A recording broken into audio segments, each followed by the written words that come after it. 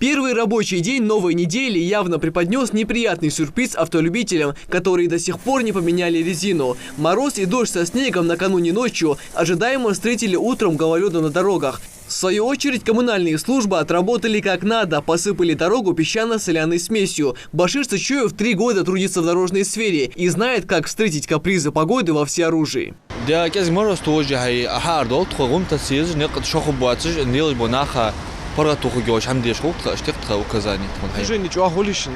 Обычно движение холодца, айрен дабл хайнах цоханчо холохот хон бадгаш водительский холохот сехалбеж бы.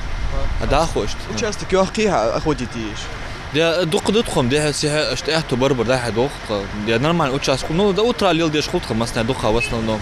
Внезапные морозы дорожников врасплох не застали. Они заранее подготовили технику для борьбы с последствиями непогоды. Песчано-соляная смесь в наличии. Буквально за несколько часов все дороги регионального и муниципального значения тщательно обработали реагентом. Все районы, все участки обеспечены песчано-солевой смесью.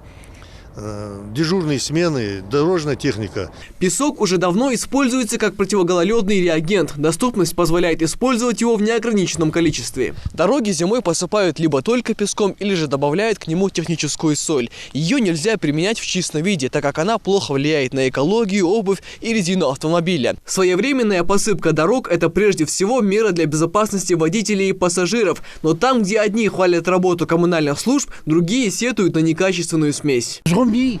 Через сетку пропускать, где хоть коротко да бяха, а чьи-то кечи есть зум, такие-то сетки, как попала карьера юаш, а чьи-то, да что чаем чизи. Подсыпки хоть шей бог даху, а сова же мотиги хоть не каждый кто дает, хоть шей бог хожу юрта дикий хож. А мышью подсыпка ж качественный. Да он рюк машин чар калты гёч, ложи гёч, хоть дик бог бусаром, аля мотал. В утренний час пик все спешат на работу, но разгоняться, особенно в такую погоду, чревато последствиями, напоминают в региональном ГИБДД. Автолюбители просят быть особенно бдительными и соблюдать правила дорожного движения, избегать быстрого торможения и резких маневров на поворотах. Хотелось бы, чтобы наши водители соблюдали скоростной режим.